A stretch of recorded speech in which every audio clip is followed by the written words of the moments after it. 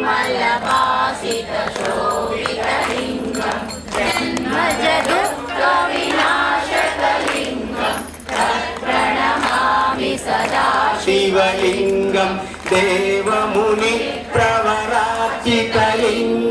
कामदहन करुणाकरलिङ्गं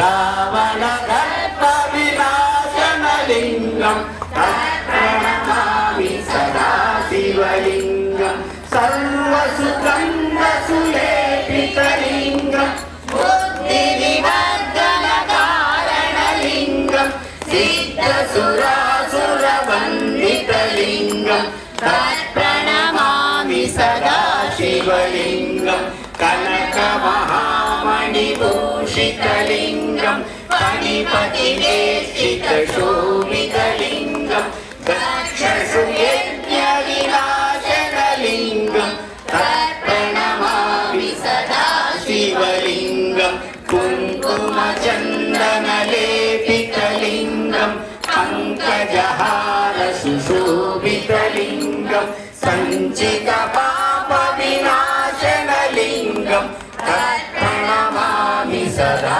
शिवलिङ्गं देवगणार्चितसेवितलिङ्गं भावैर्भक्तिभिरेवचलिङ्गं दिनकरकोटिप्रभाकरलिङ्गं तत्प्रणमामि सदा शिवलिङ्गम् अष्टदलोपरिवेष्टितलिङ्गं सर्वसमुद्भवकारणलिङ्गम् अष्टदरिद्रविनाशनलिङ्गं तत्प्रणमामि सदा शिवलिङ्गं सुरगुरुसुर